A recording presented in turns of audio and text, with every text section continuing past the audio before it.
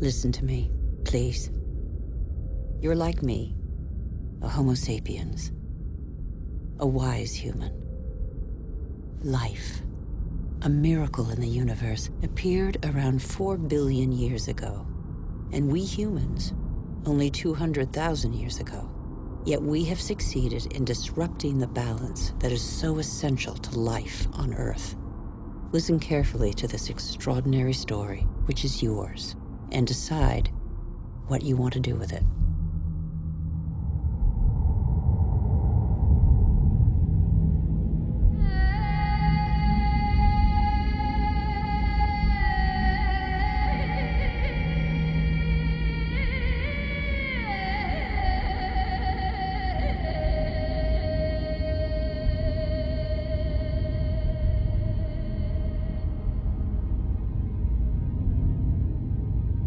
These are traces of our origins. At the beginning, our planet was no more than a chaos of fire, formed in the wake of its star, the sun.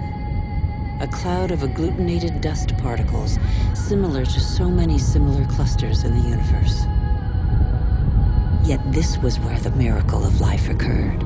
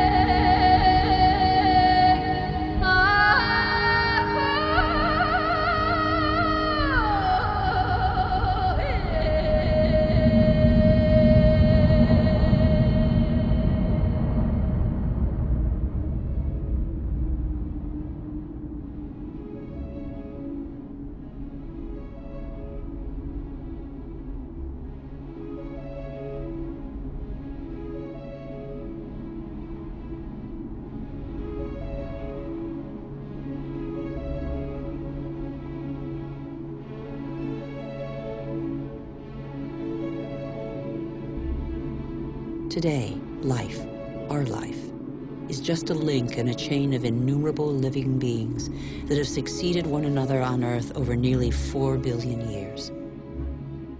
And even today, new volcanoes continue to sculpt our landscapes.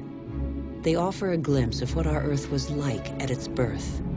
Molten rock surging from the depths, solidifying, cracking, blistering or spreading in a thin crust, before falling dormant for a time.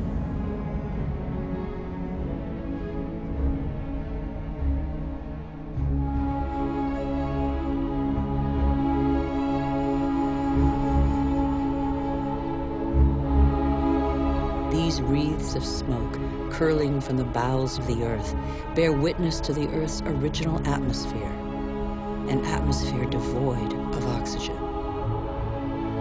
A dense atmosphere, thick with water vapor, full of carbon dioxide. A furnace.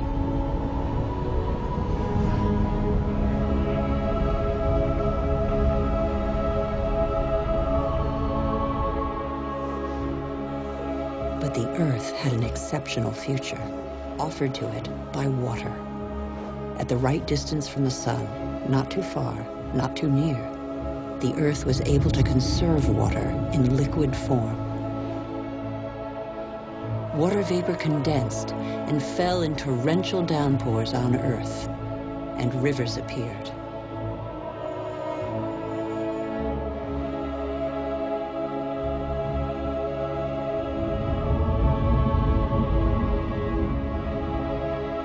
The rivers shaped the surface of the Earth, cutting their channels, furrowing out valleys. They ran toward the lowest places on the globe to form the oceans. They tore minerals from the rocks, and gradually the fresh water of the oceans became heavy with salt.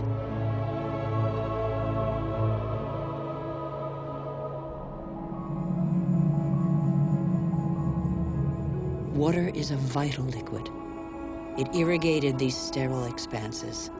The paths it traced are like the veins of a body, the branches of a tree, the vessels of the sap that it brought to the earth.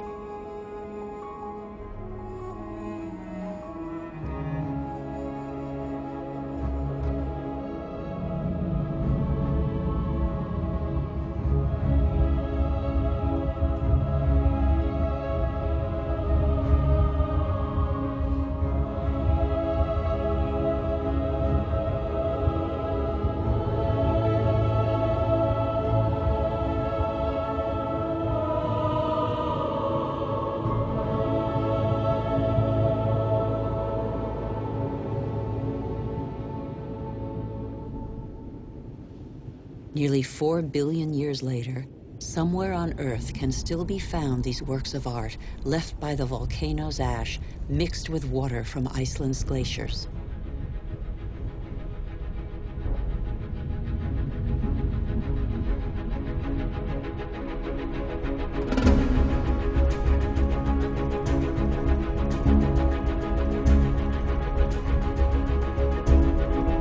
There they are, matter and water. Water and matter, soft and hard combined, the crucial alliance shared by every life form on our planet.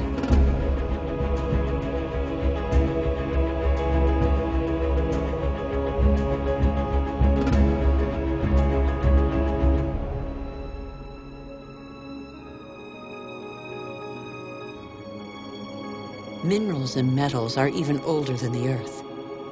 They are stardust. They provide the Earth's colors.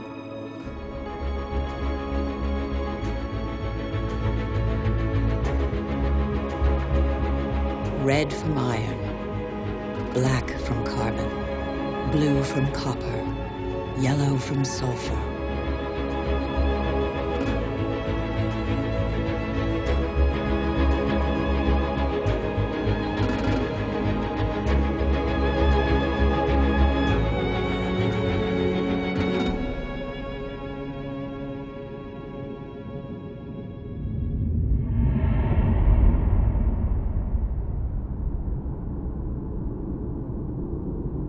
Where do we come from? Where did life first spark into being?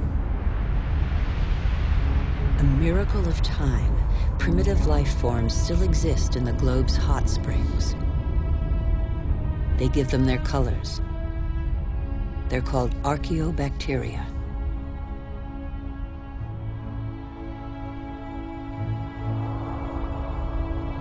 They all feed off the Earth's heat, all except the cyanobacteria, or blue-green algae. They alone have the capacity to turn to the sun to capture its energy.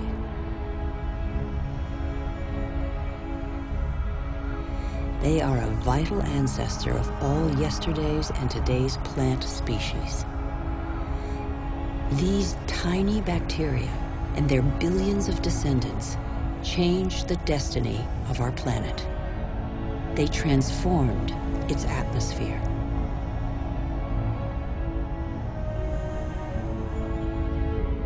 What happened to the carbon that poisoned the atmosphere? It's still here, imprisoned in the Earth's crust. We can read this chapter of the Earth's history nowhere better than on the walls of Colorado's Grand Canyon. They reveal nearly 2 billion years of the Earth's history. Once upon a time, the Grand Canyon was a sea inhabited by microorganisms. They grew their shells by tapping into carbon from the atmosphere dissolved in the ocean. When they died, the shells sank and accumulated on the seabed.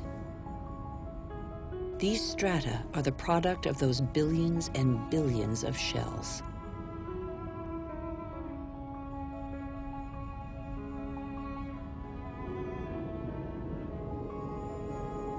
Thanks to them, the carbon drained from the atmosphere and other life forms could develop.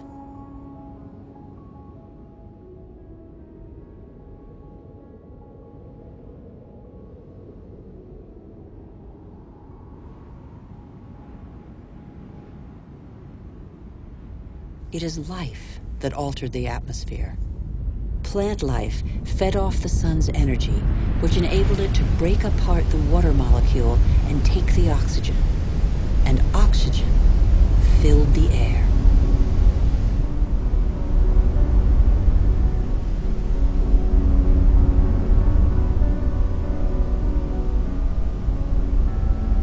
The Earth's water cycle is a process of constant renewal. Water falls, water vapor, clouds, rain, springs, rivers, seas, oceans, glaciers. The cycle is never broken. There's always the same quantity of water on Earth. All the successive species on Earth have drunk the same water. The astonishing matter that is water, one of the most unstable of all. It takes a liquid form as running water, gaseous as vapor, or solid as ice.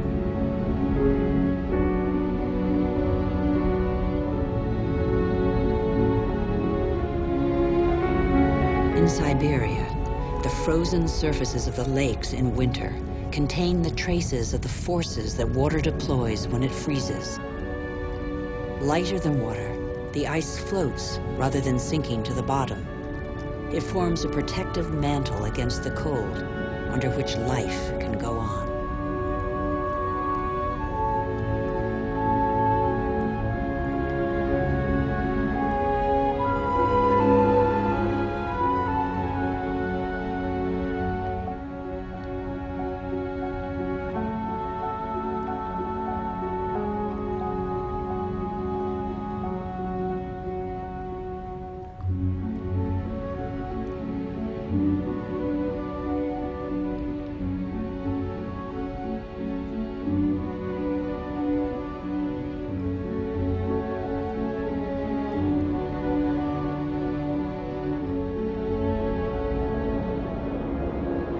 The engine of life is linkage. Everything is linked. Nothing is self-sufficient. Water and air are inseparable, united in life and for our life on Earth.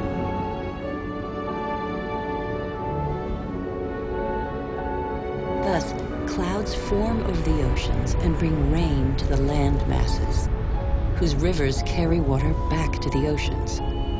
Sharing is everything.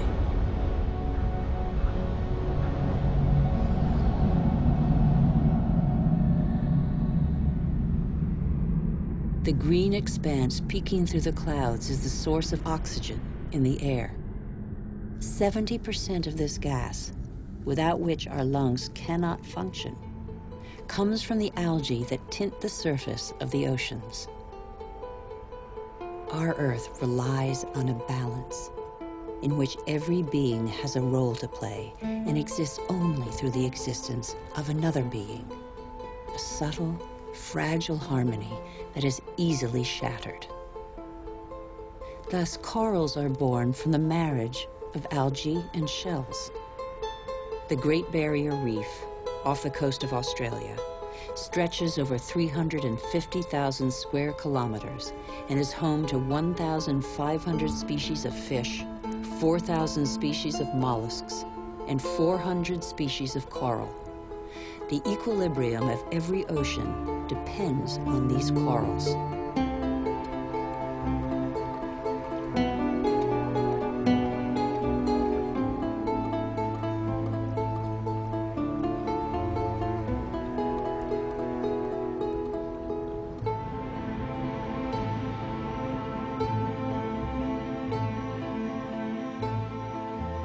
The Earth counts time in billions of years.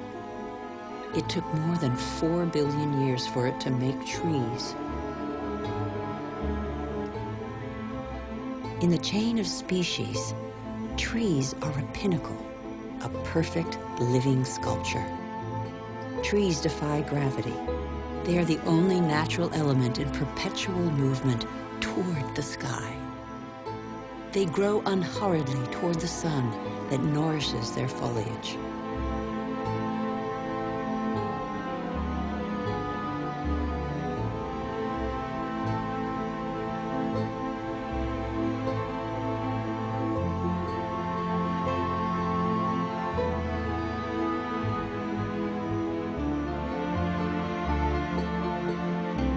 They have inherited from those minuscule cyanobacteria the power to capture light's energy.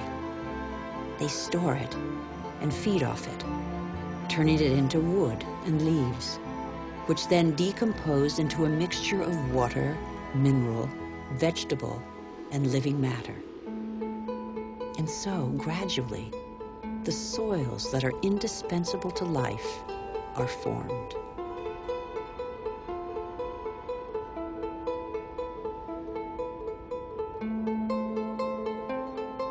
Soils are the factory of biodiversity.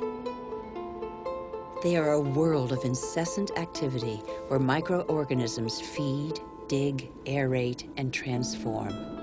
They make the humus, the fertile layer to which all life on land is linked.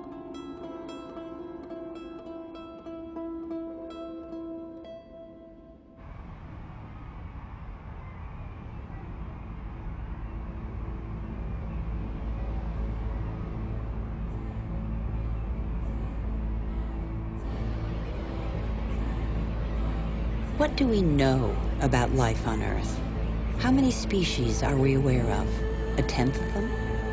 100th, perhaps? What do we know about the bonds that link them? The Earth is a miracle. Life remains a mystery.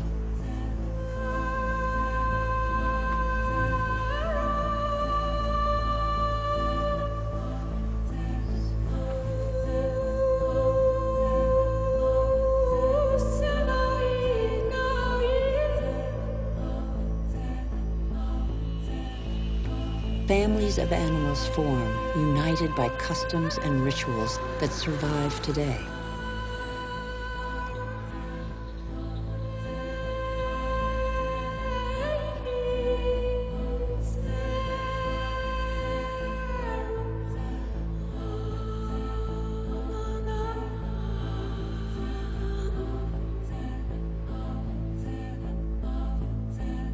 Some adapt to the nature of their pasture, and their pasture adapts to them, and both gain.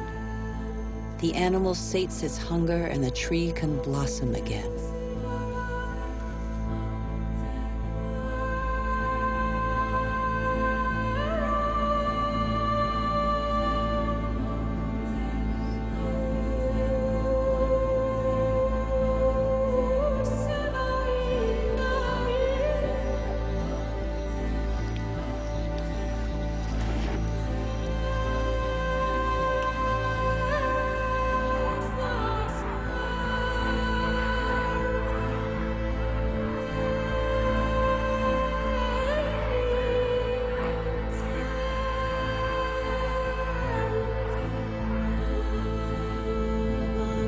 Great adventure of life on Earth, every species has a role to play. Every species has its place. None is futile or harmful.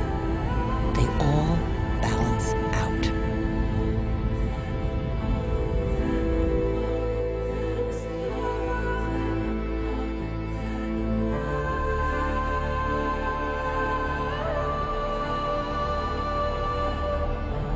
And that's where you, Homo sapiens, wise human, enter the story.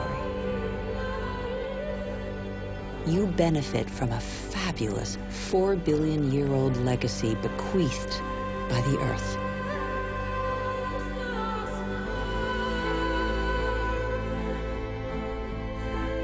You're only 200,000 years old, but you have changed the face of the world. Despite your vulnerability, you have taken possession of every habitat and conquered swaths of territory like no other species before you.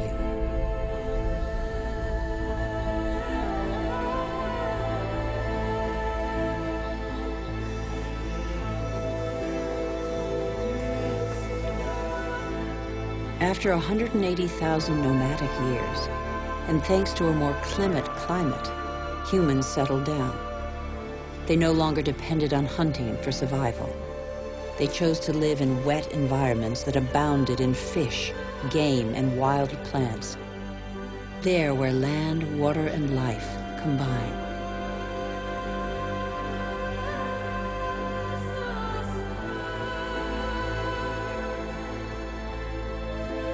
Human genius inspired them to build canoes, an invention that opened up new horizons and turned humans into navigators.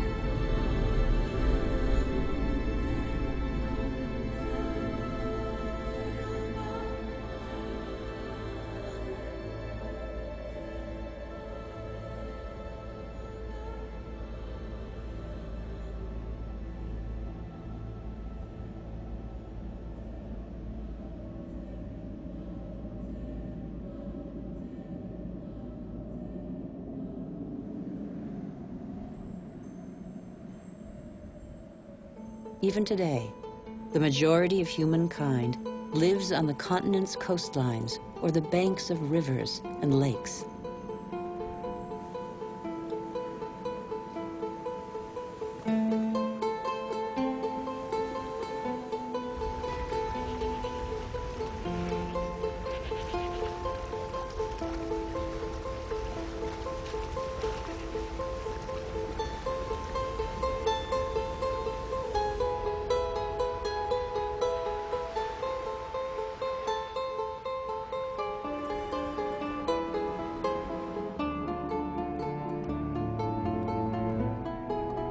The first towns grew up less than 600 years ago.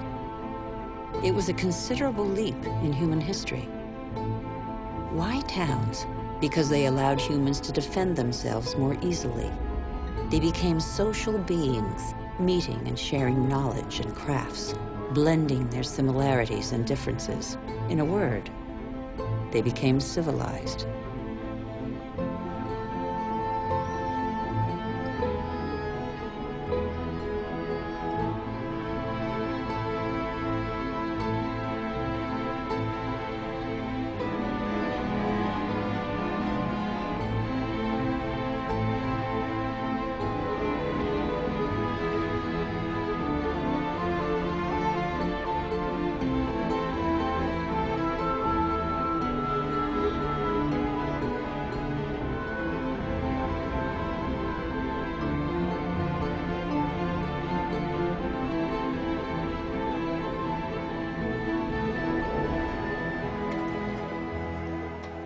But the only energy at their disposal was provided by nature and the strength of their bodies.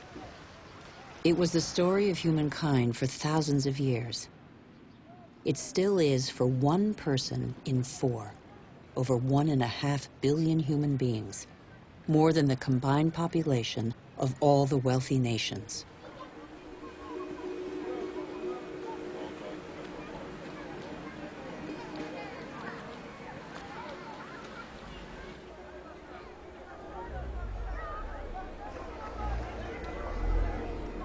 Taking from the earth only the strictly necessary.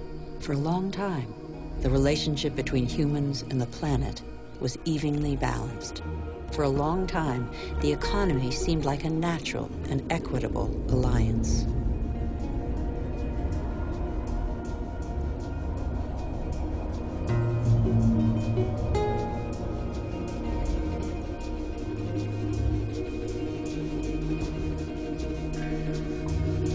But life expectancy is short, and hard labor takes its toll. The uncertainties of nature weigh on daily life. Education is a rare privilege. Children are a family's only asset, as long as every extra pair of hands is a necessary contribution to its subsistence.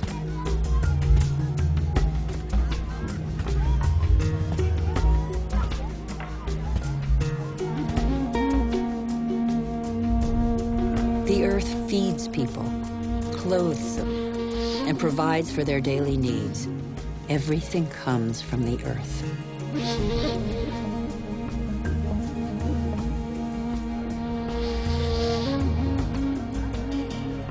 Towns change humanity's nature as well as its destiny. The farmer becomes a craftsman, trader, or peddler.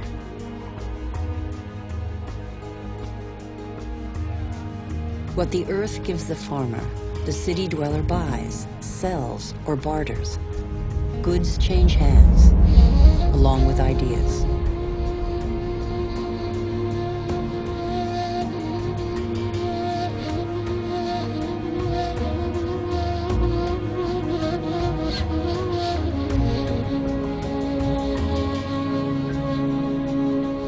humanity's genius is to have always had a sense of its weakness.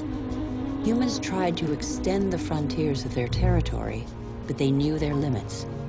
The physical energy and strength with which nature had not endowed them was found in the animals they domesticated to serve them.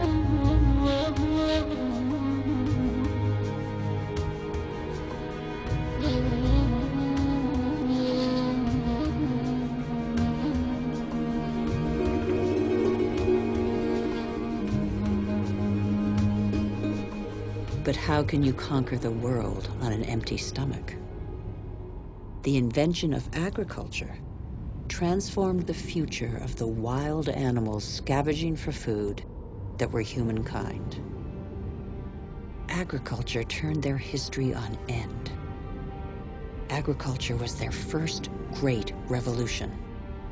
Developed barely 8,000 to 10,000 years ago, it changed their relationship to nature.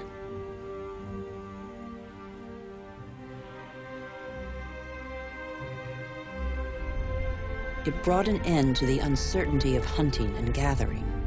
It resulted in the first surpluses and gave birth to cities and civilizations.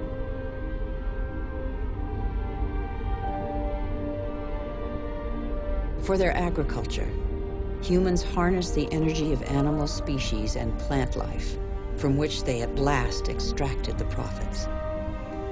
The memory of thousands of years scrabbling for food faded. They learned to adapt the grains that are the yeast of life to different soils and climates. They learned to increase the yield and multiply the number of varieties.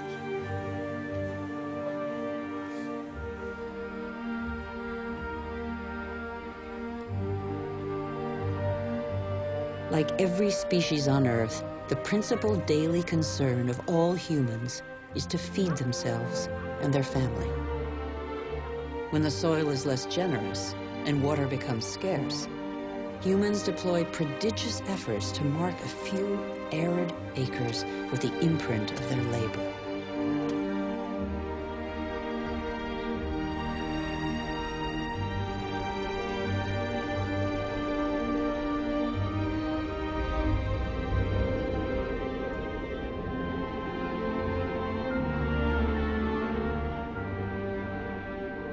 Humans shape the land with the patience and devotion that the earth demands in an almost sacrificial ritual performed over and over.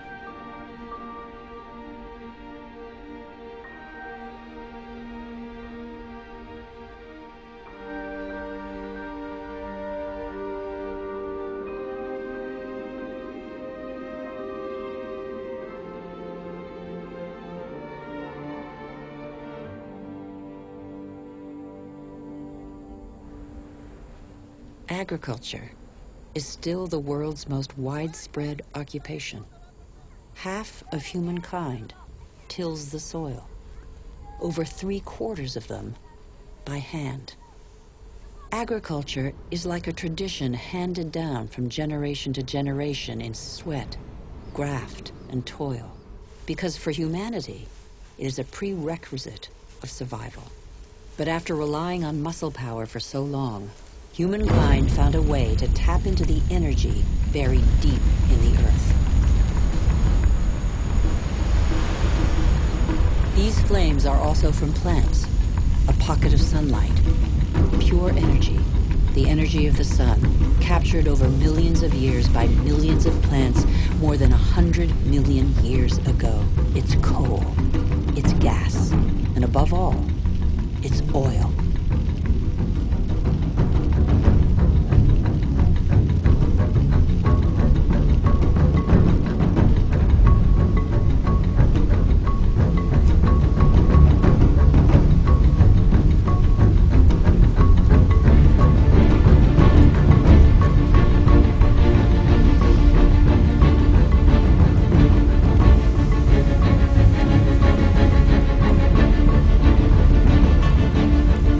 Pocket of sunlight freed humans from their toil on the land. With oil began the era of humans who break free of the shackles of time. With oil, some of of us acquired unprecedented comforts. And in 50 years, in a single lifetime, the Earth has been more radically changed than by all previous generations of humanity. Faster and faster. In the last 60 years, the Earth's population has almost tripled, and over 2 billion people have moved to the cities.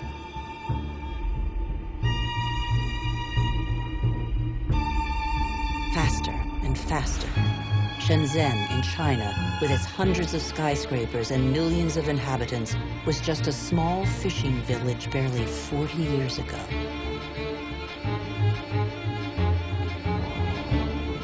Faster and faster. In Shanghai, 3,000 towers and skyscrapers have been built in 20 years. Hundreds more are under construction.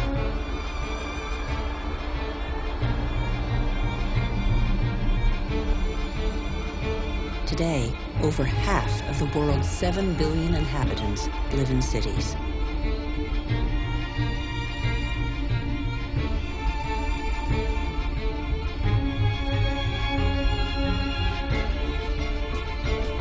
New York, the world's first megalopolis, is the symbol of the exploitation of the energy the Earth supplies to human genius. The manpower of millions of immigrants, the energy of coal, the unbridled power of oil. Electricity resulted in the invention of elevators, which in turn permitted the invention of skyscrapers. New York ranks as the 16th largest economy in the world. America was the first to discover, exploit, and harness the phenomenal revolutionary power of black gold. With its help, a country of farmers became a country of agricultural industrialists. Machines replaced men. A liter of oil generates as much energy as 100 pairs of hands in 24 hours. But worldwide, only 3% of farmers have use of a tractor. Nonetheless, their output dominates the planet. In the United States, only 3 million farmers are left. They produce enough grain to feed 2 billion people.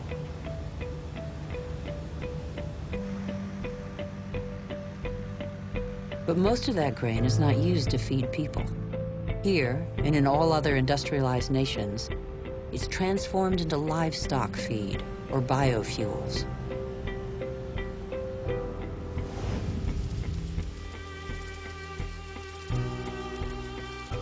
The pocket of sunshine's energy chased away the specter of drought that stalked farmland. No spring escapes the demands of agriculture, which accounts for 70% of humanity's water consumption. In nature, everything is linked. The expansion of cultivated land and single-crop farming encouraged the development of parasites. Pesticides, another gift of the petrochemical revolution, exterminated them. Bad harvests and famine became a distant memory. The biggest headache now was what to do with the surpluses engendered by modern agriculture.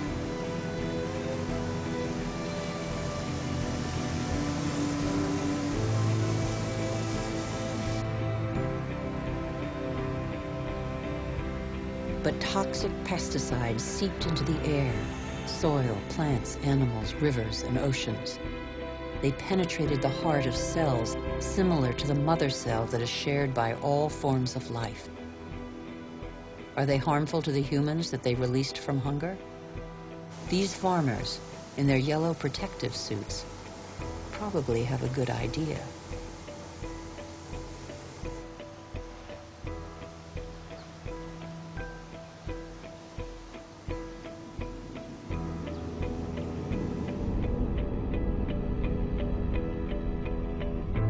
The new agriculture abolished the dependence on soils and seasons.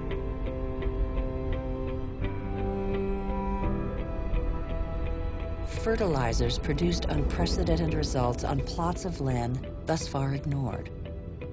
Crops adapted to soils and climates gave way to the most productive varieties and the easiest to transport. And so, in the last century, 3/4 of the varieties developed by farmers over thousands of years have been wiped out.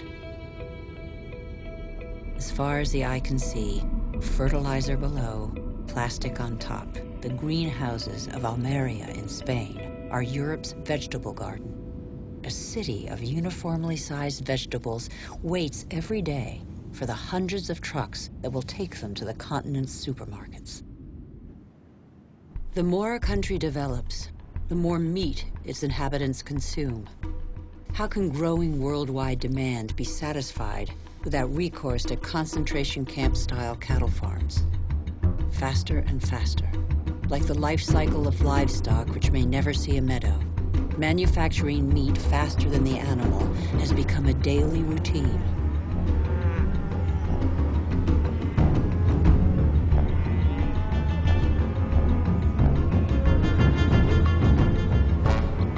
In these vast food lots trampled by millions of cattle, not a blade of grass grows. A fleet of trucks from every corner of the country brings in tons of grain, soy meal, and protein-rich granules that will become tons of meat. The result is that it takes 100 liters of water to produce 1 kilogram of potatoes, 4,000 for 1 kilo of rice, and 13,000 for 1 kilo of beef, not to mention the oil guzzled in the production process and transport.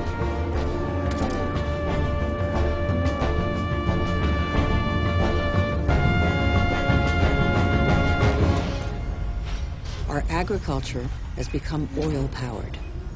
It feeds twice as many humans on Earth, but has replaced diversity with standardization.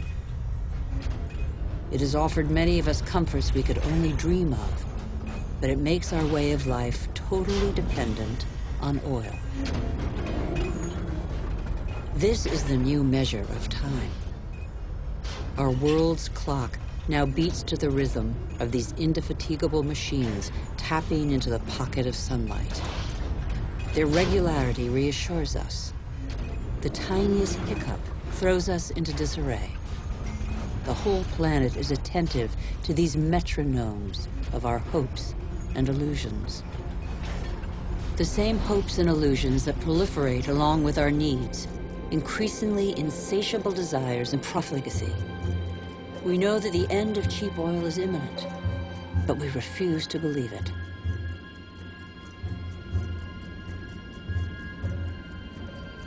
For many of us, the American dream is embodied by a legendary name, Los Angeles. In this city that stretches over 100 kilometers, the number of cars is almost equal to the number of inhabitants.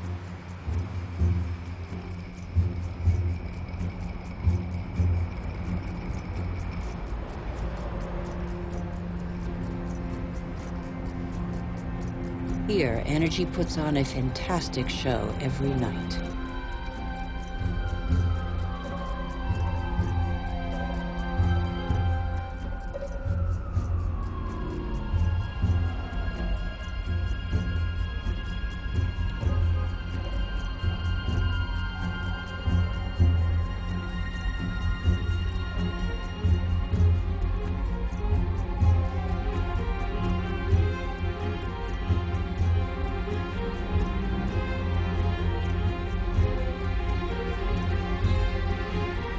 The days seem to be no more than the pale reflection of nights that turn the city into a starry sky. Faster and faster, distances are no longer counted in miles, but in minutes. The automobile shapes new suburbs where every home is a castle, a safe distance from the asphyxiated city centers, and where neat rows of houses huddle round dead-end streets. The model of a lucky few countries has become a universal dream preached by televisions all over the world.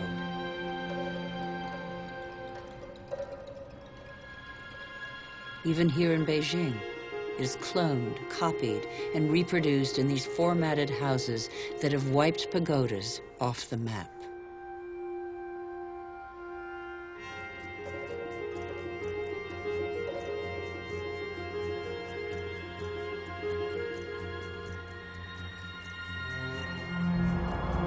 the automobile has become the symbol of comfort and progress. If this model were followed by every society, the planet wouldn't have 900 million vehicles as it does today, but 5 billion.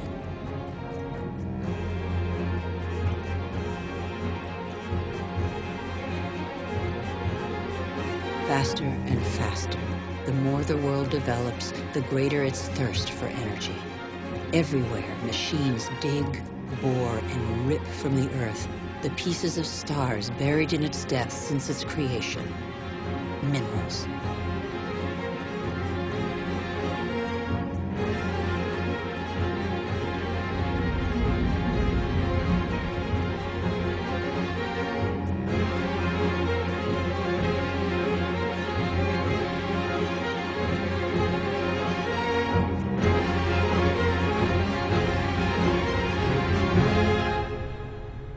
In the next 20 years, more ore will be extracted from the Earth than in the whole of humanity's history. As a privilege of power, 80% of this mineral wealth is consumed by 20% of the world's population.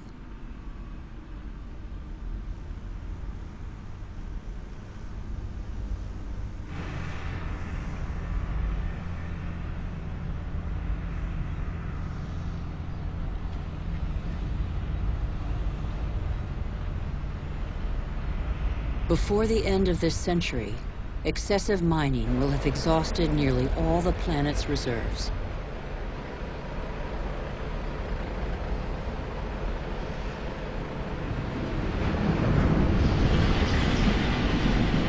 Faster and faster. Shipyards churn out oil tankers, container ships, and gas tankers to cater for the demands of globalized industrial production.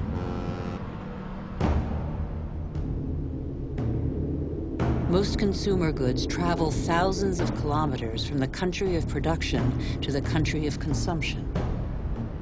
Since 1950, the volume of international trade has increased 20 times over.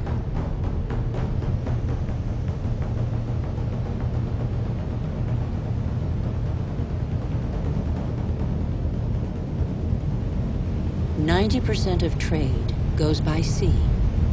500 million containers are transported every year, headed for the world's major hubs of consumption, such as Dubai. Dubai is one of the biggest construction sites in the world, a country where the impossible becomes possible, building artificial islands in the sea, for example.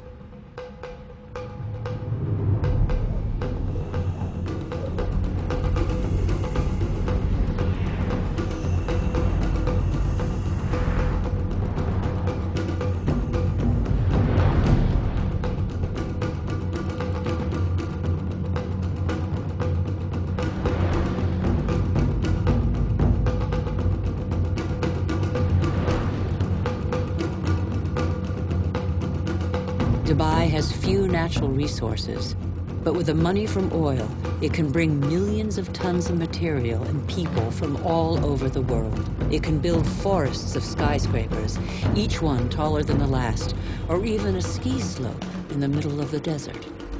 Dubai has no farmland, but it can import food.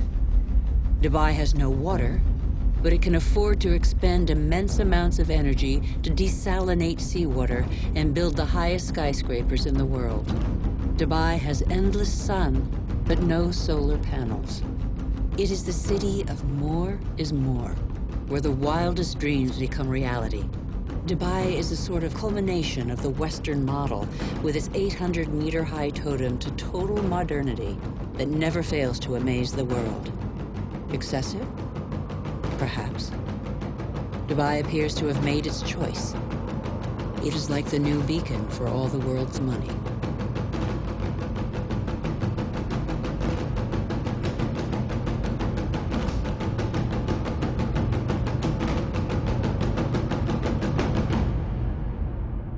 Nothing seems further removed from nature than Dubai, although nothing depends on nature more than Dubai. The city merely follows the model of wealthy nations. we haven't understood that we're depleting what nature provides.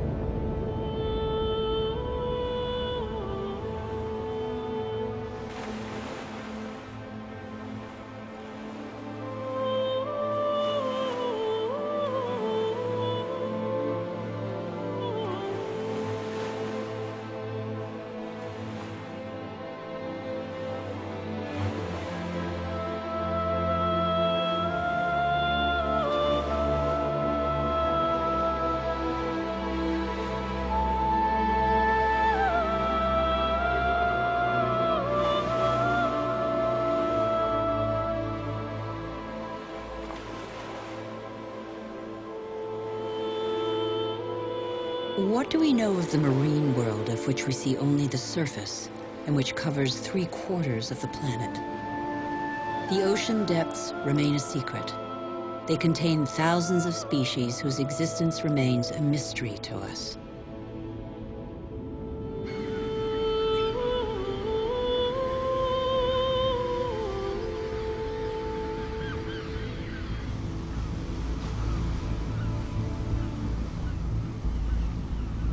Since 1950, fishing catches have increased 5-fold, from 18 to 100 million metric tons a year. Thousands of factory ships are emptying the oceans.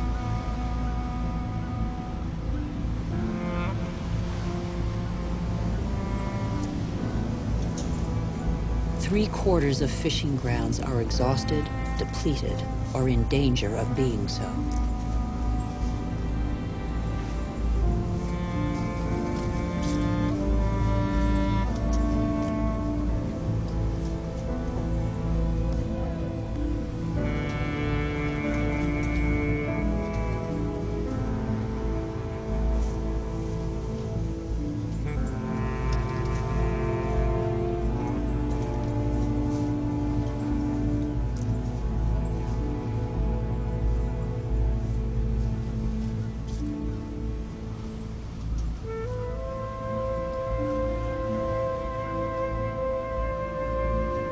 Most large fish have been fished out of existence since they have no time to reproduce. We are destroying the cycle of a life that was given to us.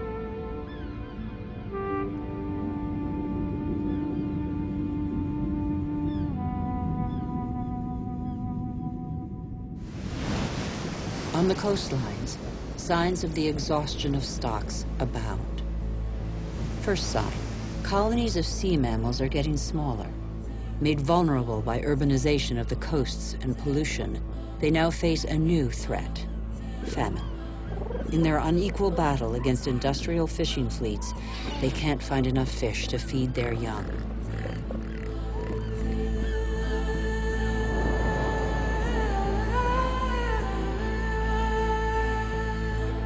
Second sign, seabirds must fly ever greater distances to find food. At the current rate, all fish stocks are threatened with exhaustion.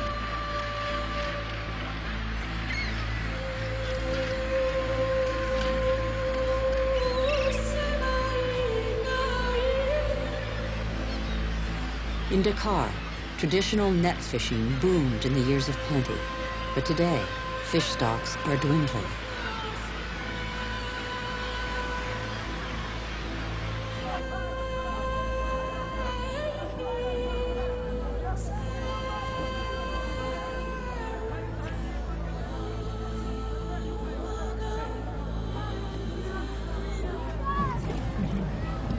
Fish is the staple diet of 1 in 5 humans.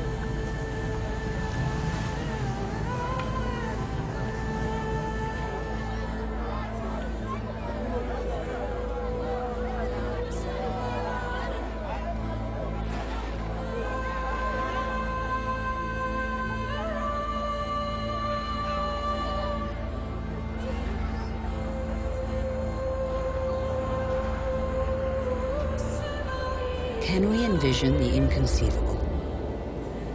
Abandoned boats, seas devoid of fish.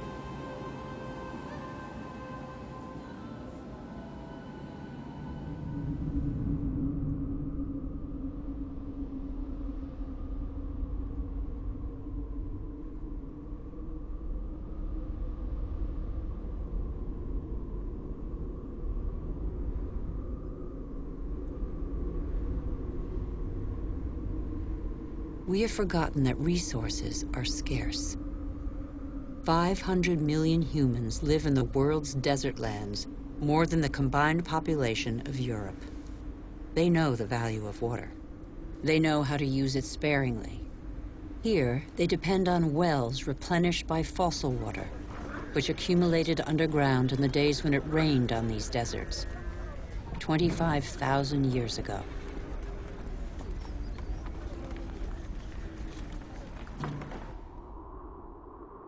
Fossil water also enables crops to be grown in the desert to provide food for local populations. The field's circular shape derives from the pipes that irrigate them around a central pivot.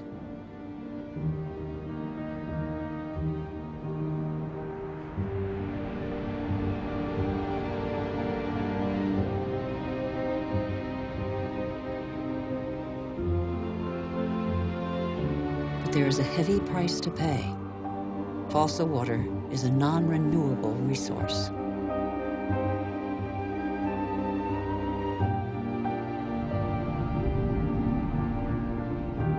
In Saudi Arabia, the dream of industrial farming in the desert has faded. As if on a parchment map, the light spots on this patchwork show abandoned plots. The irrigation equipment is still there, the energy to pump water also. But the fossil water reserves are severely depleted.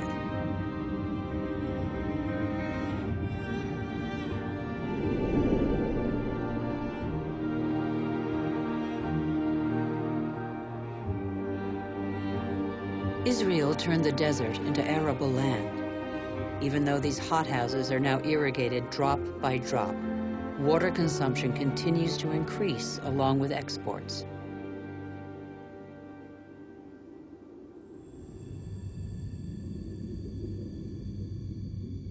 The once mighty River Jordan is now just a trickle. Its water has flown to supermarkets all over the world in crates of fruit and vegetables.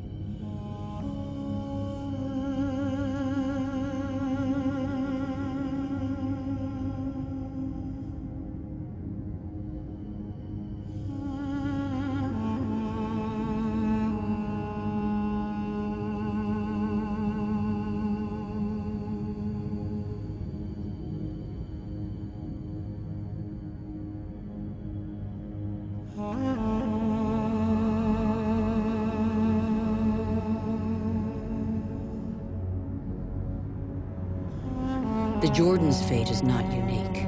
Across the planet, one major river in 10 no longer flows into the sea for several months of the year.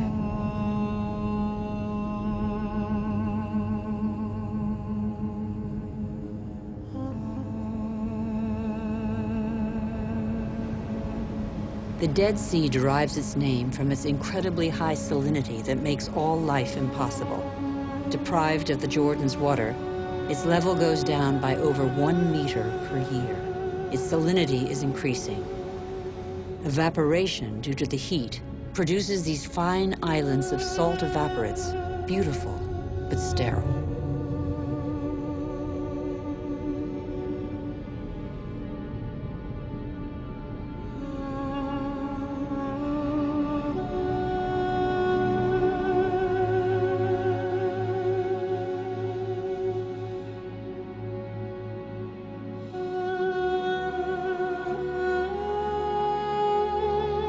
In Rajasthan, India, Udaipur is a miracle of water. The city was made possible by a system of dams and channels that created an artificial lake. For its architects, was water so precious that they dedicated a palace to it?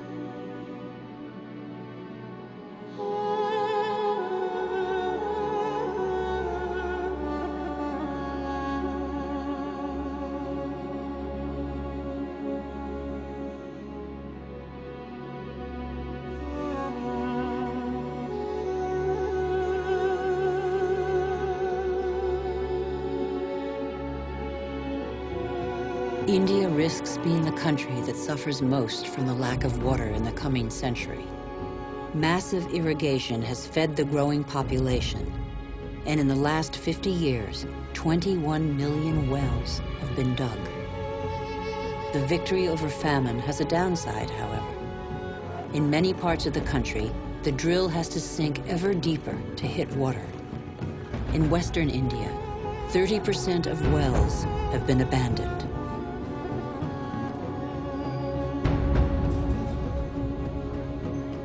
The underground aquifers are drying out.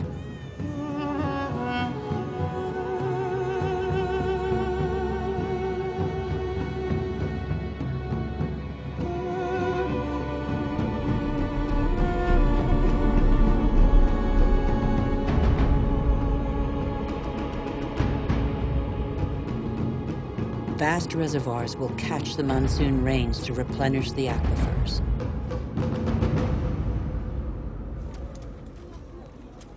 In dry season, women from local villages dig them with their bare hands.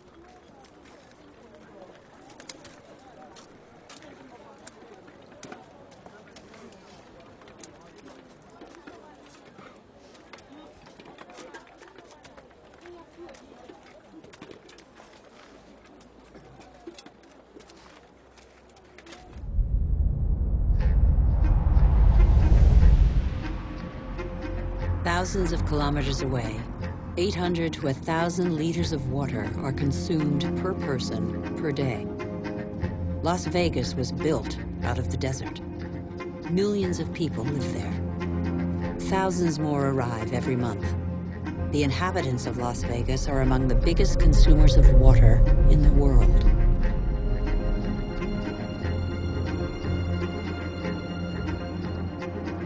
Palm Springs is another desert city with tropical vegetation and lush golf courses.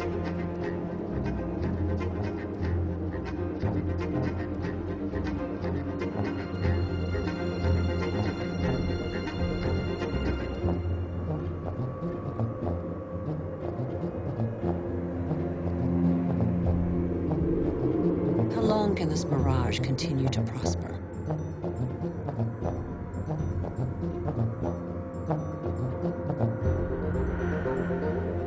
The Earth cannot keep up. The Colorado River, which brings water to these cities, is one of those rivers that no longer reaches the sea. Even more alarmingly, its flow is diminishing its source. Water levels in the catchment lakes along its course are plummeting. Lake Powell took 17 years to reach high water mark. Its level is now half of that. Water shortages could affect nearly 2 billion people before 2025. Yet water is still abundant in unspoiled regions of the planet. The wetlands.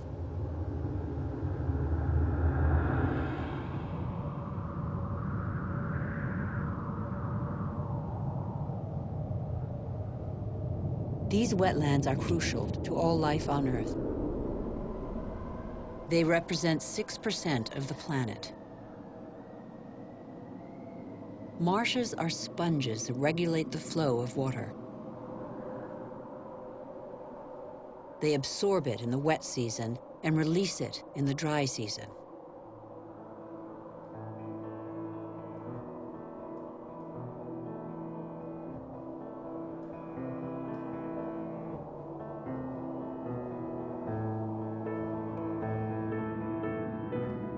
The water runs off the mountain peaks, carrying with it the seeds of the regions it flows through. This process gives birth to unique landscapes where the diversity of species is unequaled in its richness.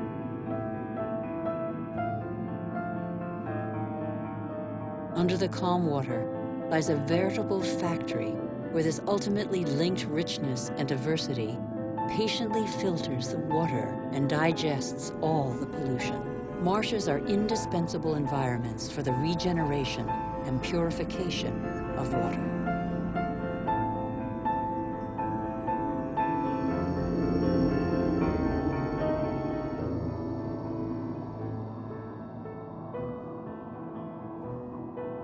These wetlands were always seen as unhealthy expanses, unfit for human habitation. In our race to conquer more land, We have reclaimed them as pasture for our livestock, or as land for agriculture or building.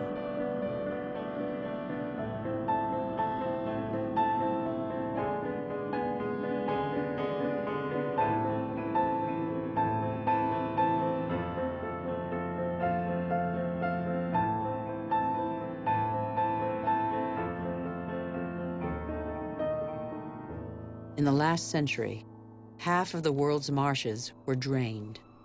We know neither their richness nor their role.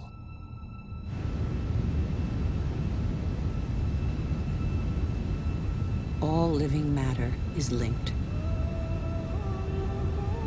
Water, air, soil, trees. The world's magic is right in front of our eyes.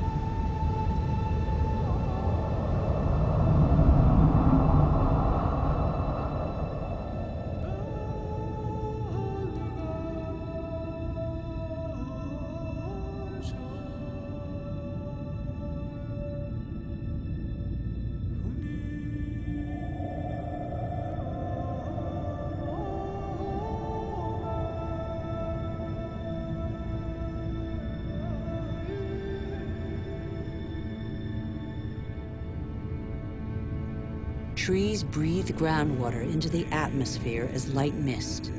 They form a canopy that alleviates the impact of heavy rains and protects the soil from erosion. The forests provide the humidity that is necessary for life. They are the mother and father of rain. The forests store carbon. They contain more than all the Earth's atmosphere. They are the cornerstone of the climactic balance on which we all depend.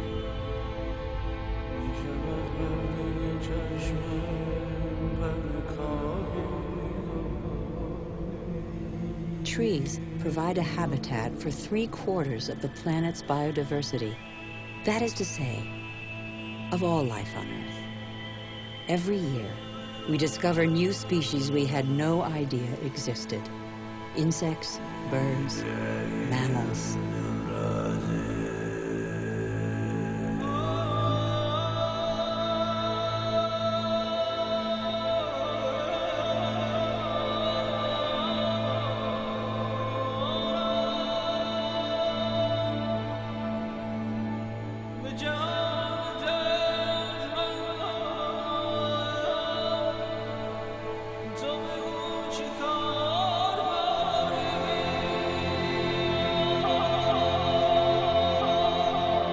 These forests provide the remedies that cure us.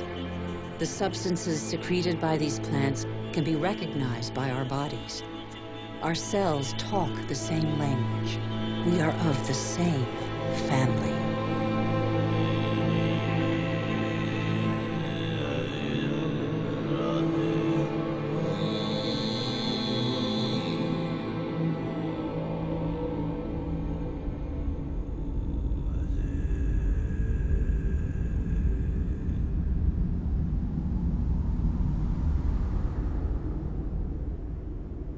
Mangroves are forests that step out onto the sea. Like coral reefs, they are a nursery for the oceans. Their roots entwine and form a shelter for the fish and mollusks that come to breed. Mangroves protect the coast from hurricanes, tidal waves, and erosion by the sea. Whole peoples depend on them. Yet, they were reduced by half during the 20th century. One of the reasons for the ongoing disaster is these shrimp farms installed on the mangroves' rich waters. Ventilators aerate pools full of antibiotics to prevent the asphyxiation of the shrimps, not that of the mangroves.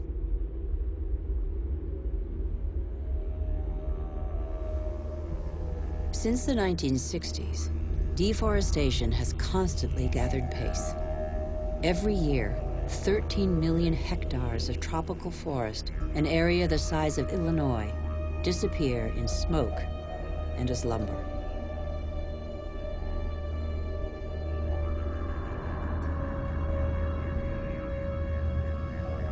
The world's largest rainforest, the Amazon, has already been reduced by 20%. The forest gives way to cattle ranches or soybean farms. 95% of these soybeans are used to feed livestock and poultry in Europe and Asia.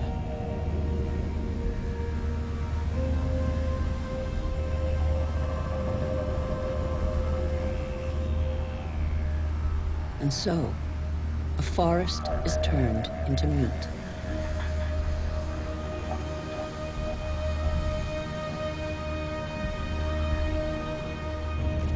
When they burn, forests and their soils release huge quantities of carbon, accounting for 20% of the greenhouse gases emitted across the globe. Deforestation is one of the principal causes of global warming.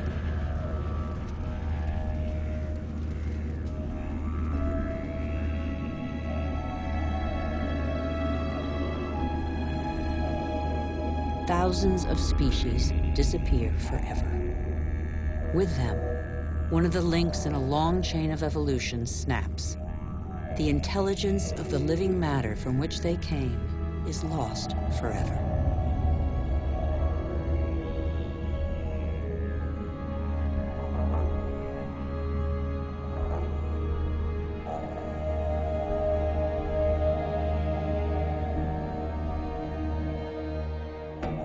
Barely 20 years ago, Borneo, the fourth largest island in the world, was covered by a vast primary forest.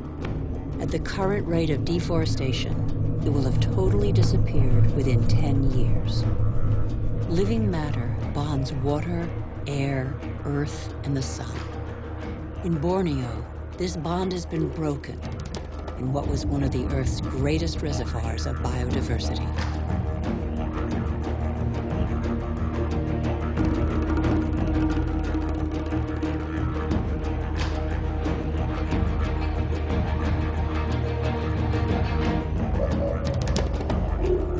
This catastrophe was provoked by the decision to produce palm oil, the most consumed oil in the world, on Borneo. Palm oil not only caters to our growing demand for food, but also cosmetics, detergents, and increasingly, alternative fuels. The forest diversity was replaced by a single species, the oil palm. Monoculture is easy, productive, and rapid. For local people, it provides employment. It is an agricultural industry.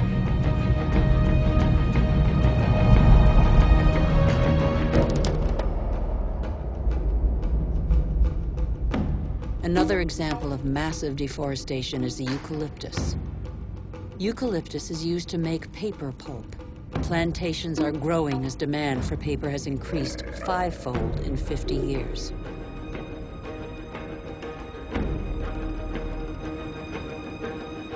Monocultures of trees are gaining ground all over the world. But a monoculture is not a forest. By definition, there is little diversity. One forest does not replace another forest. At the foot of these eucalyptus trees, nothing grows because their leaves form a bed that is toxic for most other plants. They grow quickly, but exhaust water reserves.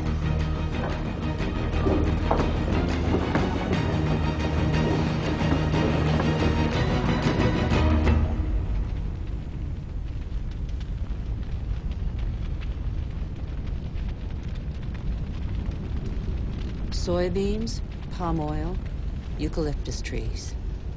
Deforestation destroys the essential to produce the superfluous. But elsewhere, deforestation is a last resort to survive. Over 2 billion people, almost a third of the world's population, still depend on charcoal.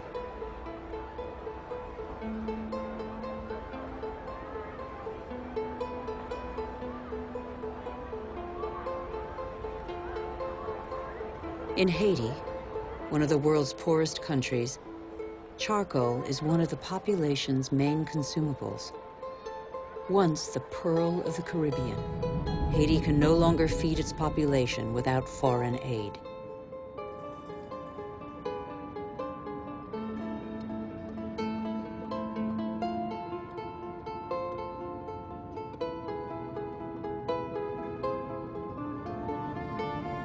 On the hills of Haiti, only 2% of the forests are left. Stripped bare, the soil no longer absorbs the rainwater. With no vegetation and no roots to reinforce them, nothing holds the soils back. The rainwater washes them down the hillsides as far as the sea. Erosion impoverishes the quality of the soils, reducing their suitability for agriculture. In some parts of Madagascar, the erosion is spectacular. Whole hillsides bear deep gashes hundreds of meters wide.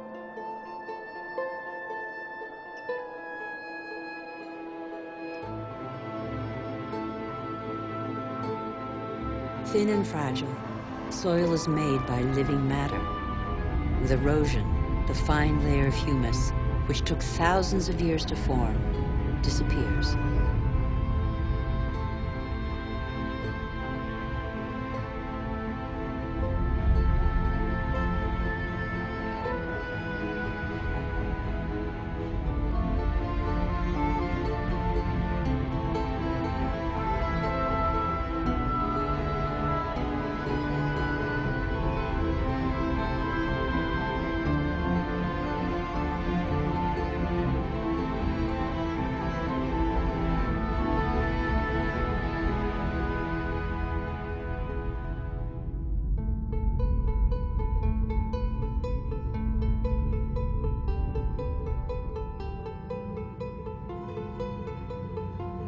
Here's one theory of the story of the Rapa Nui, the inhabitants of Easter Island, that could perhaps give us pause for thought. Living on the most isolated island in the world, the Rapa Nui exploited their resources until there was nothing left. Their civilization did not survive. On these lands stood the highest palm trees in the world. They have disappeared. The Rapa Nui chopped them all down for lumber. They then had to face widespread soil erosion. The Rapa Nui could no longer go fishing. There were no trees to build canoes. And yet the Rapa Nui formed one of the most brilliant civilizations in the Pacific. Innovative farmers, sculptors, exceptional navigators. They were caught in the vice of overpopulation and dwindling resources. They experienced social unrest, revolts, and famine. Many did not survive the cataclysm.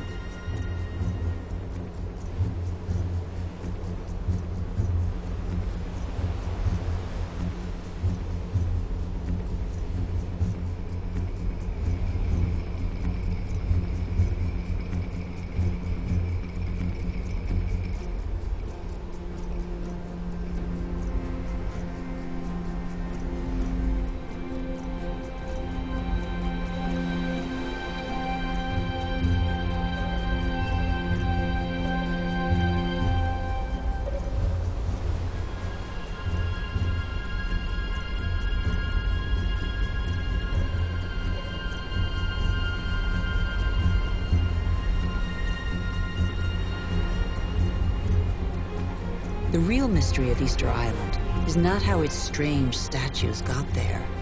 We know now. It's why the Rapa Nui didn't react in time.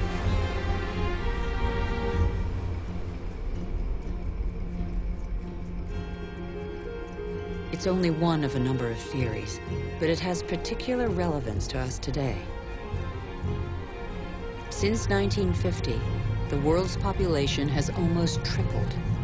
And since 1950, we have more fundamentally altered our island, the Earth, than in all of our 200,000-year history. Nigeria is the biggest oil exporter in Africa, and yet 70% of the population lives under the poverty line. The wealth is there, but the country's inhabitants don't have access to it. The same is true all over the globe. Half the world's poor live in resource-rich countries.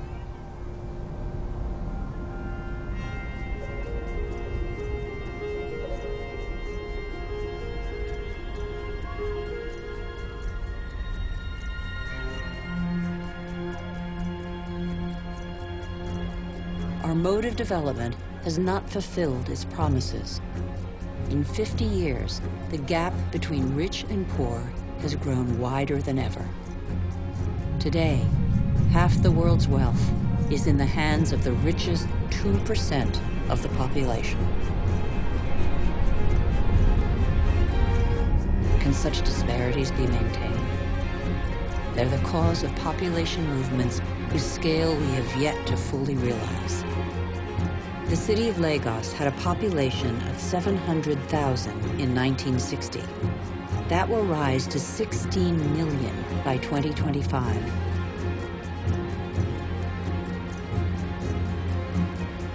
Lagos is one of the fastest growing megalopolises in the world. The new arrivals are mostly farmers forced off the land for economic or demographic reasons, or because of diminishing resources.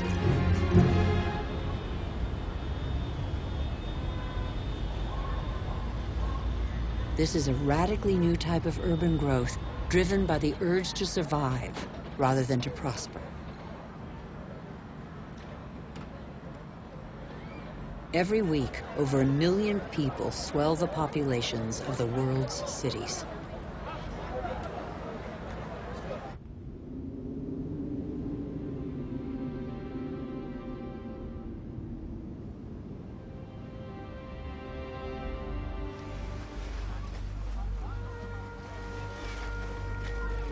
One human being in 6 now lives in a precarious, unhealthy, overpopulated environment without access to daily necessities such as water, sanitation, or electricity.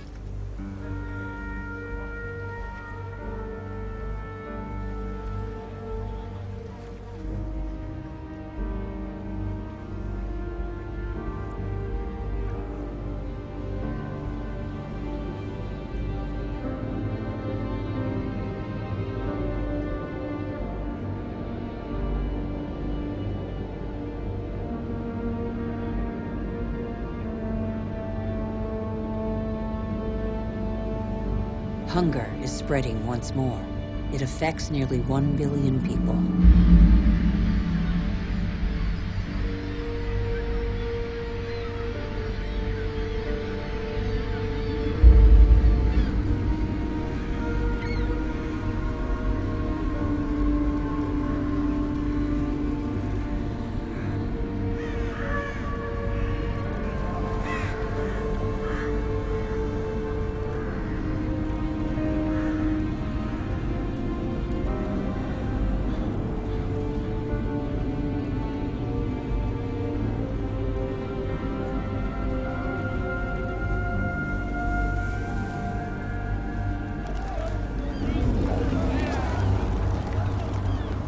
All over the planet, the poorest scrabble to survive on scraps, while we continue to dig for resources that we can no longer live without. We look farther and farther afield, in previously unspoilt territory, and in regions that are increasingly difficult to exploit.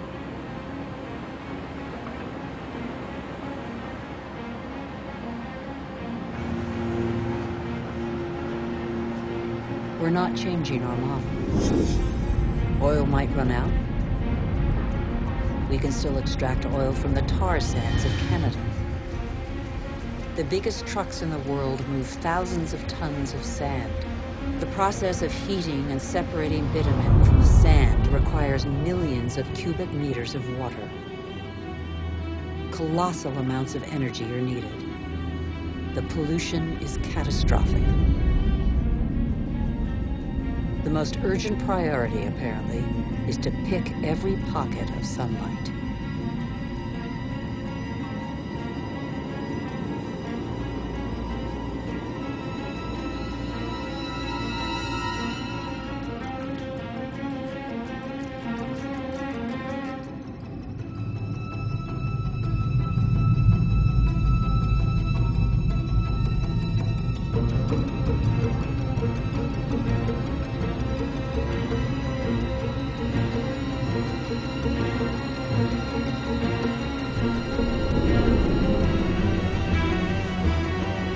Our oil tankers are getting bigger and bigger.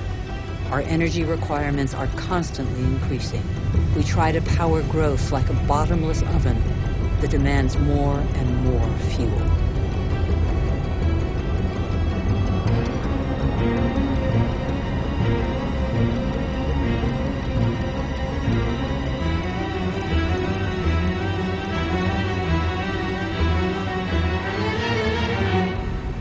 It's all about carbon.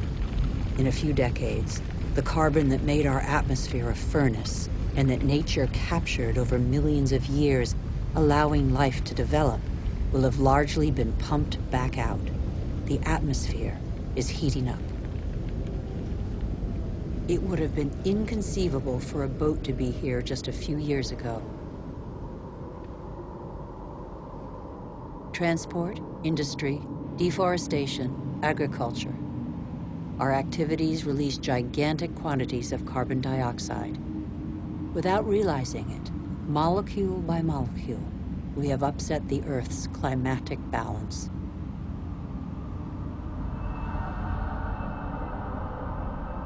All eyes are on the poles, where the effects of global warming are most visible. It's happening fast, very fast. The Northwest Passage that connects America, Europe, and Asia via the pole is opening up. The Arctic ice cap is melting.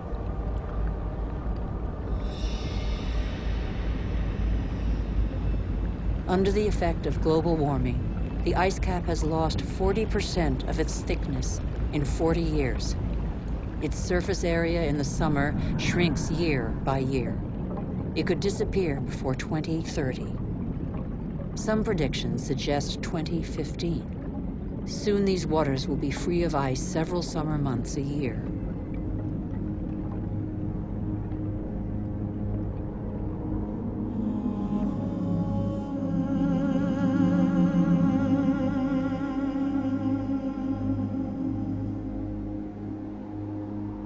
The sunbeams that the ice sheet previously reflected back now penetrate the dark water, heating it up. The warming process gathers pace.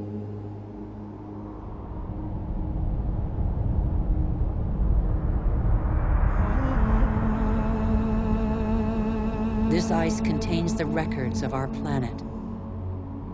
The concentration of carbon dioxide hasn't been so high for several 100,000 years. Humanity has never lived in an atmosphere like this.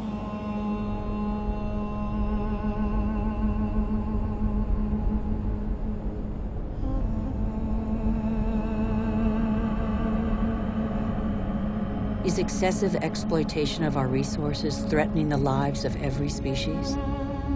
Climate change accentuates the threat.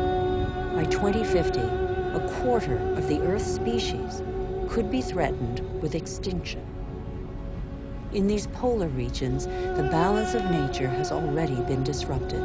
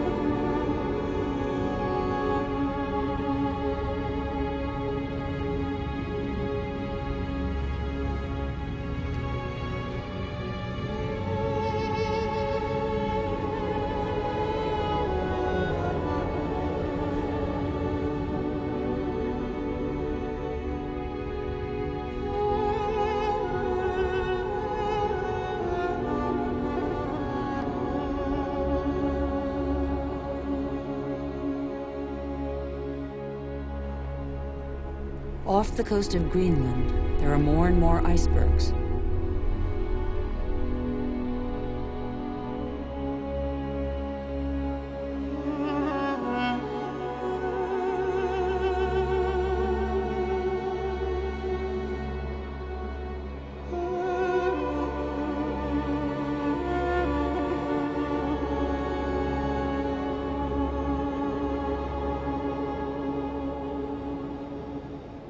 Around the North Pole, the ice cap has lost 30% of its surface area in 30 years. But as Greenland rapidly becomes warmer, the fresh water of a whole continent flows into the salt water of the oceans. Greenland's ice contains 20% of the fresh water of the whole planet. If it melts, sea levels will rise by nearly 7 meters.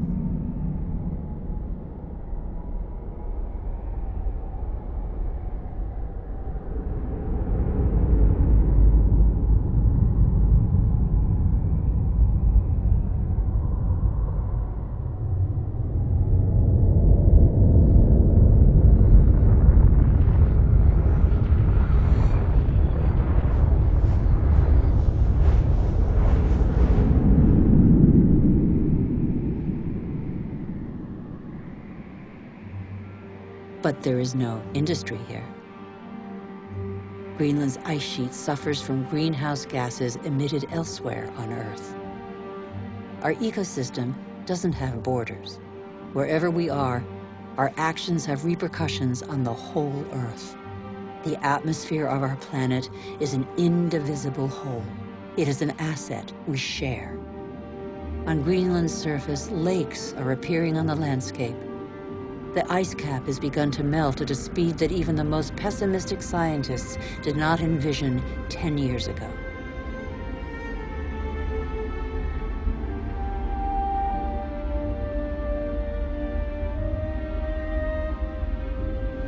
More and more of these glacier-fed rivers are merging together and burrowing through the surface. It was thought the water would freeze in the depths of the ice. On the contrary, it flows under the ice, carrying the ice sheet into the sea, where it breaks into icebergs.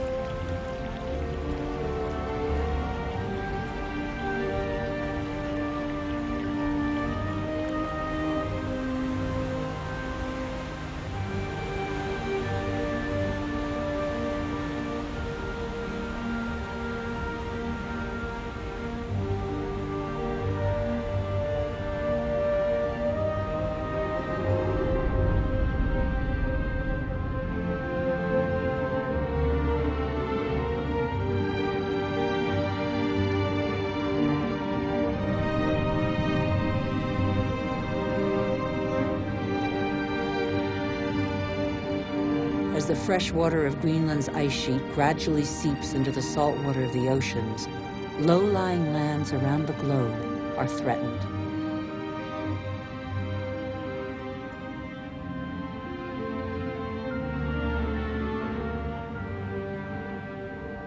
Sea levels are rising.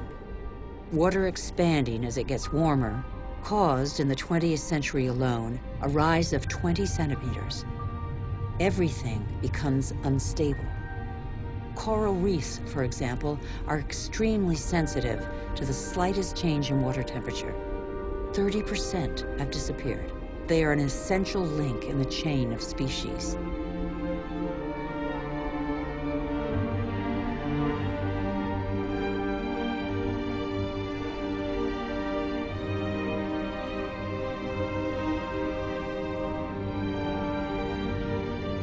In the atmosphere, the major wind streams are changing direction.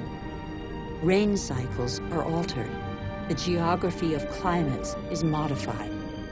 The inhabitants of low-lying islands here in the Maldives, for example, are on the front line. They are increasingly concerned. Some are already looking for new, more hospitable lands.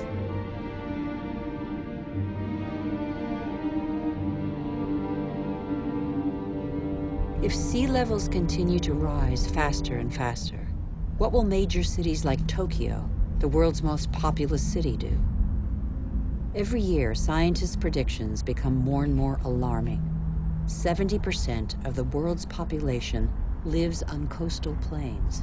11 of the 15 biggest cities stand on a coastline or river estuary. As the seas rise, salt will invade the water table, depriving inhabitants of drinking water.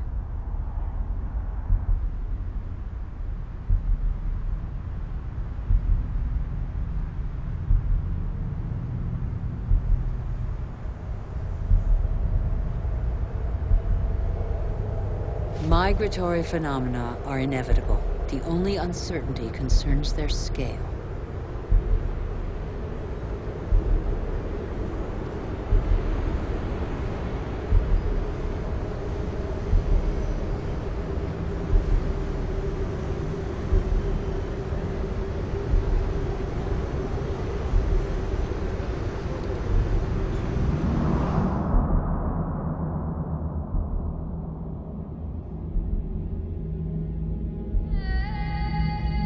In Africa, Mount Kilimanjaro is unrecognizable.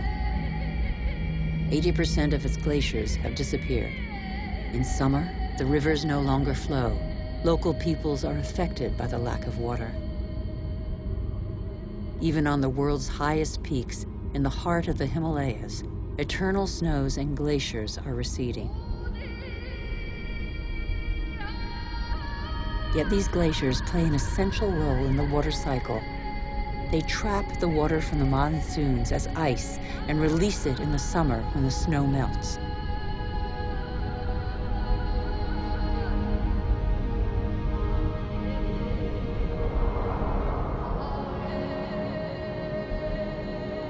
The glaciers of the Himalayas are the source of all the great Asian rivers, the Indus, Ganges, Mekong, Yangtze Kiang. 2 billion people depend on them for drinking water and to irrigate their crops, as in Bangladesh.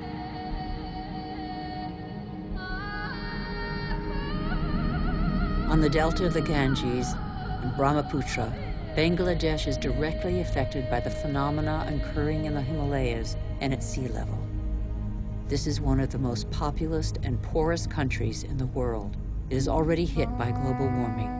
The combined impact of increasingly dramatic floods and hurricanes could make a third of its landmass disappear. When populations are subjected to these devastating phenomena, they eventually move away.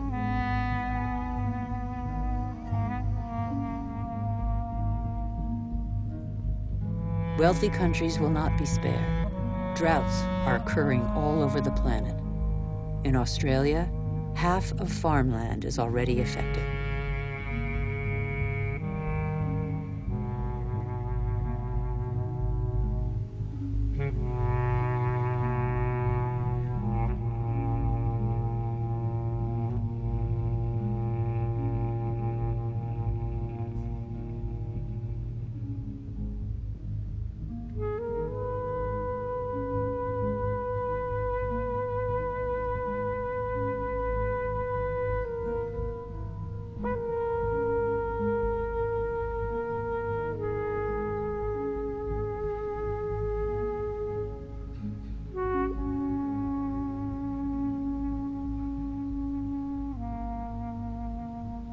We are in the process of compromising the climactic balance that has allowed us to develop over 12,000 years.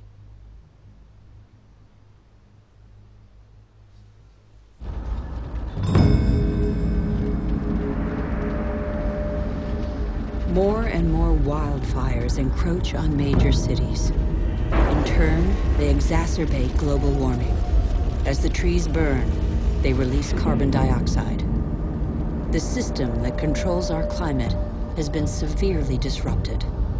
The elements on which it relies have been disrupted.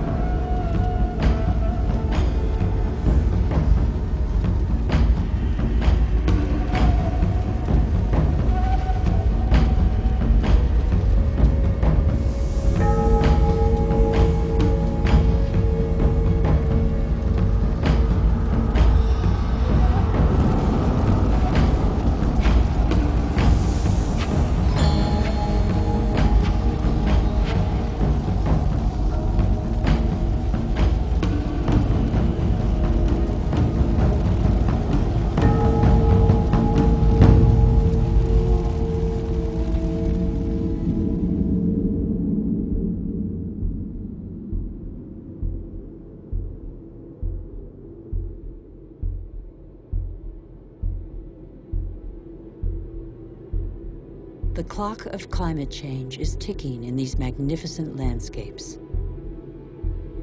Here in Siberia and elsewhere across the globe, it is so cold that the ground is constantly frozen. It's known as permafrost.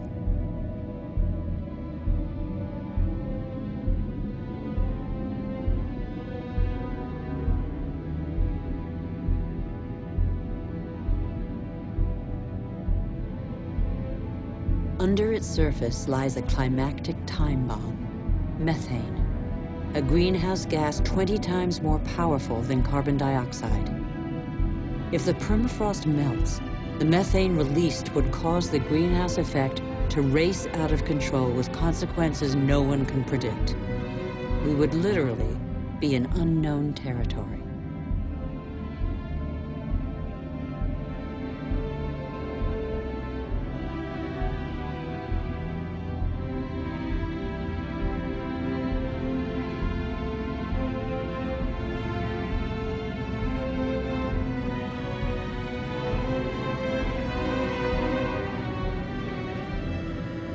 Humanity has no more than 10 years to reverse the trend and avoid crossing into this territory, life on Earth as we have never known.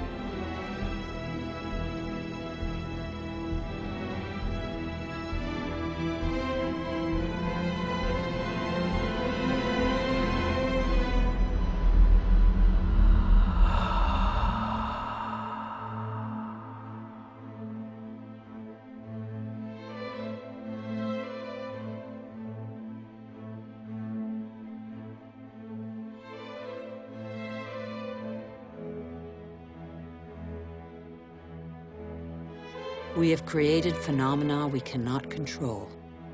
Since our origins, water, air, and forms of life are intimately linked. But recently, we have broken those links. Let's face the facts. We must believe what we know. All that we have just seen is a reflection of human behavior. We have shaped the Earth in our image. We have very little time to change. How can this century carry the burden of 9 billion human beings if we refuse to be called to account for everything we alone have done?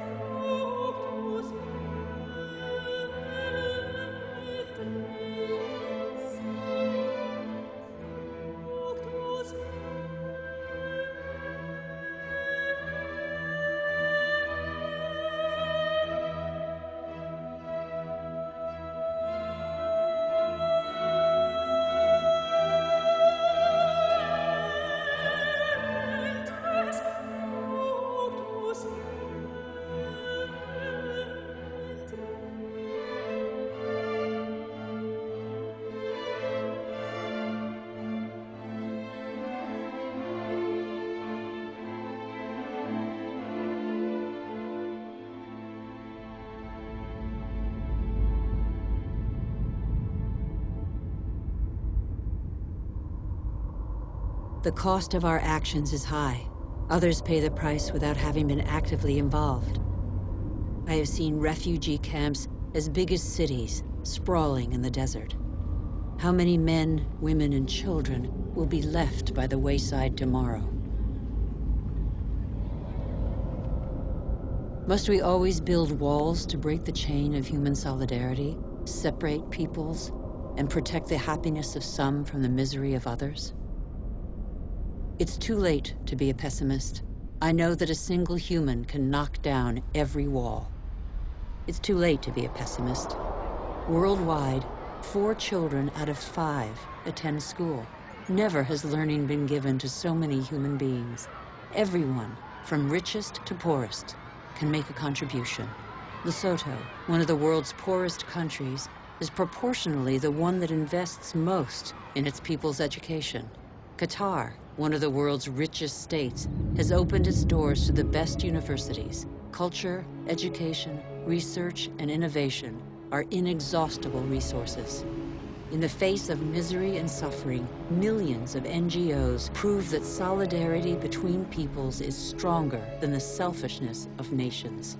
In Bangladesh, a man thought the unthinkable and founded a bank that lends only to the poor. In barely 30 years, it has changed the lives of 150 million people around the world. Antarctica is a continent with immense natural resources that no country can claim for itself, a natural reserve devoted to peace and science. A treaty signed by 49 states has made it a treasure shared by all humanity. It's too late to be a pessimist. Governments have acted to protect nearly 2% of the world's territorial waters. It's not much, but it's 2 times more than 10 years ago. The first natural parks were created just over a century ago. They cover over 13% of the continents. They create spaces where human activity is in step with the preservation of species, soils, and landscapes. This harmony between humans and nature can become the rule, no longer the exception. In the United States, New York has realized that nature does for us. These forests and lakes supply all the drinking water the city needs.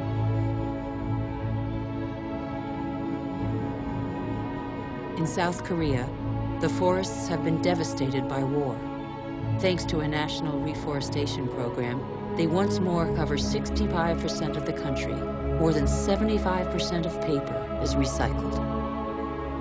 Costa Rica has made a choice between military spending and the conservation of its lands. The country no longer has an army. It prefers to devote its resources to education, ecotourism, and the protection of its primary forest.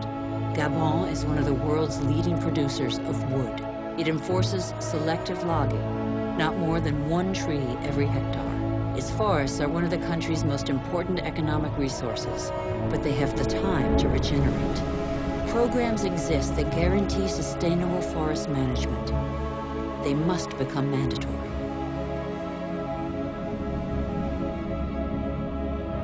For consumers and producers, justice is an opportunity to be seized.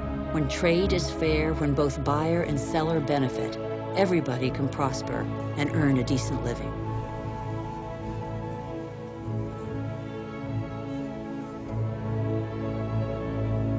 How can there be justice and equity between people whose only tools are their hands and those who harvest their crops with a machine and state subsidies?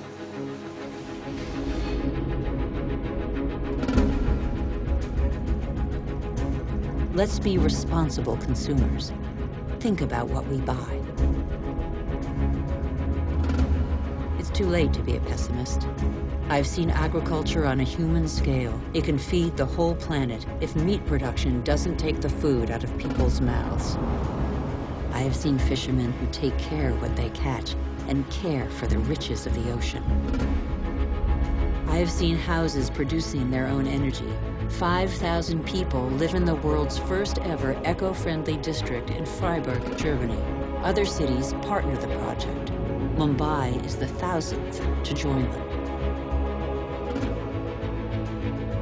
The governments of New Zealand, Iceland, Austria, Sweden, and other nations have made the development of renewable energy sources a top priority. I know that 80% of the energy we consume comes from fossil energy sources. Every week, 2 new coal-fired generating plants are built in China alone. But I have also seen, in Denmark, a prototype of a coal-fired plant that releases its carbon into the soil rather than the air. A solution for the future? Nobody knows yet. I have seen in Iceland an electricity plant powered by the Earth's heat, geothermal power. I have seen a sea snake lying on the swell to absorb the energy of the waves and produce electricity.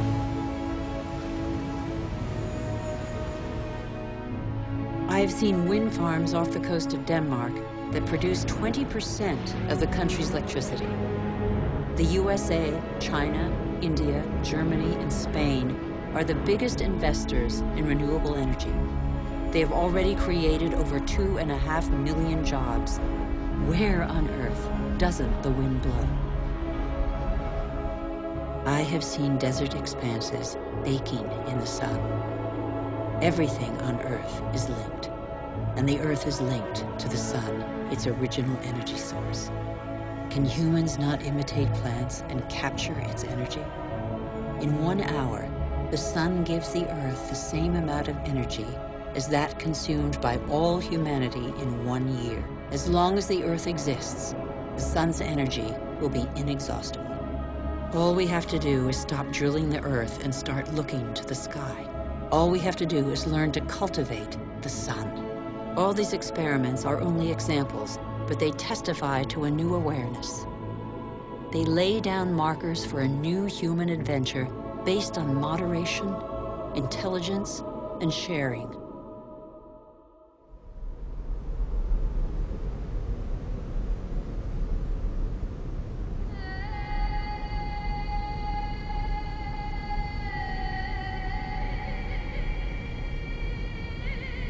It's time to come together.